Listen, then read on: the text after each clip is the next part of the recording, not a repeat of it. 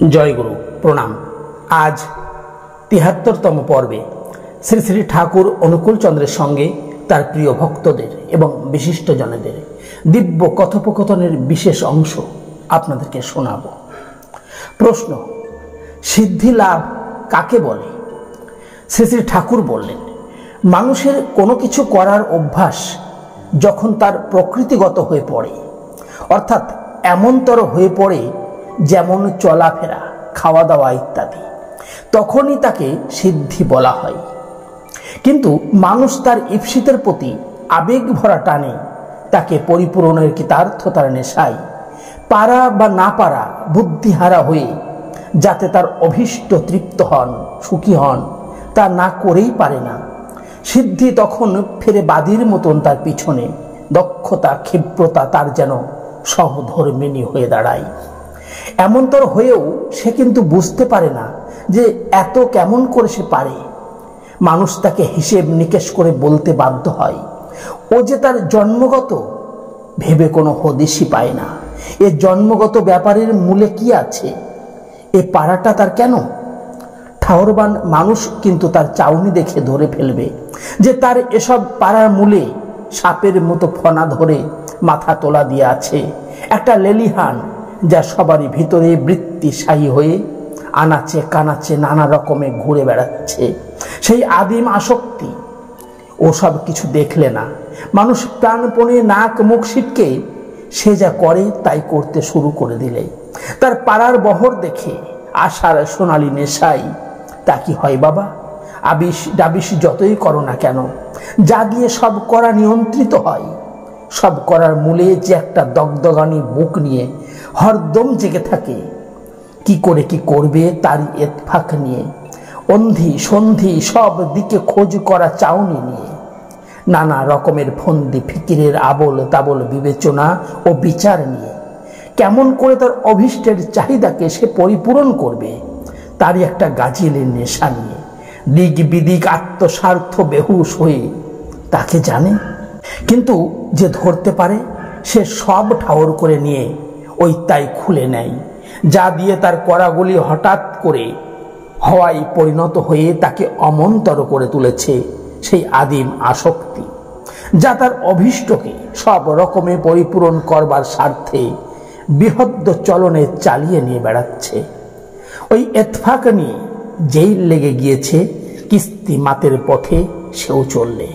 আর যারা এতফাক করে কথার আওড়ানি আওড়াতে আওড়াতে নাজেহাল হতে লাগলো, কেউ হয়তো কিছু পেল, কেউ হয়তো ভেবা গঙ্গারামের মতো গালে হাত দিয়ে ভগবানকে লাখ দোষারোপের পুজোয় অপদার্থ করে তুলল।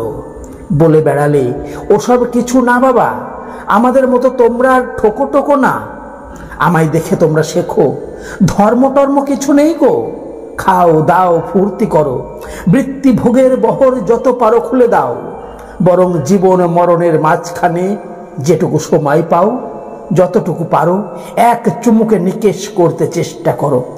এই তো গেল ব্যাপার। তাই বলি, সিদ্ধি যদি চাও, অভীষ্টকে তোমার ওই ভেতরকার যা দিয়ে তোমার বৃত্তি সালার এত ফুর্তি লোটনে লুটছে, দিনের মধ্যে লক্ষবার তোমায় কত রকম করে কত নাজেহাল লেলিহান সুখের আবেশের ফন্দিকারী টানে নিয়ে বেড়াচ্ছে, তোমার অন্তরখানা একটা ঠকার গুদম করে ফেলেছে। সেই আদিম আসক্তিটাকে অভীষ্টে বেঁধে ফেলে এমন অটুট আপ্রাণ ভাবে যুক্ত হও যাতে লাখ বজ্র, অনন্ত স্বর্গ, অসীম নরকের প্রতিগন্ধ তোমাকে এক চুল নড়াতে না পারে।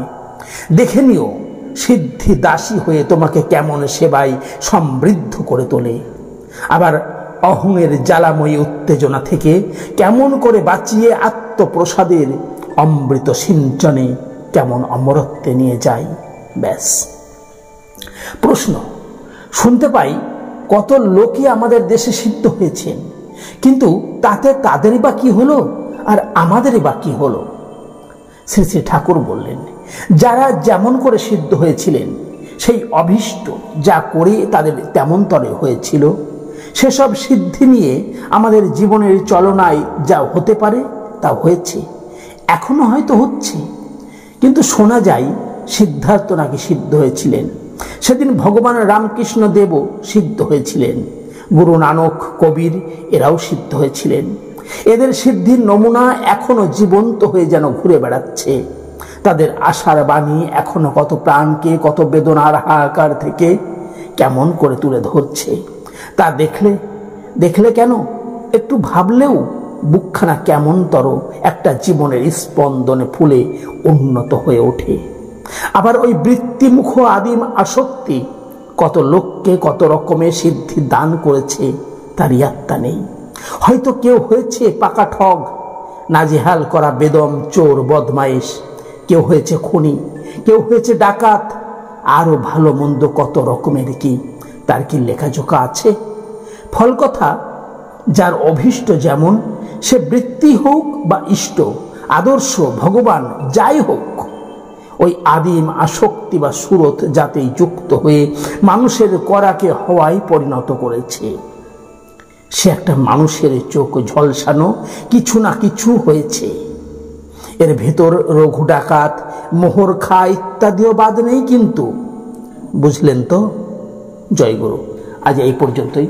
সকলে ভালো থাকুন, সুস্থ থাকুন, আনন্দে থাকুন, আর চ্যানেলটিকে সাবস্ক্রাইব করে সঙ্গে থাকুন।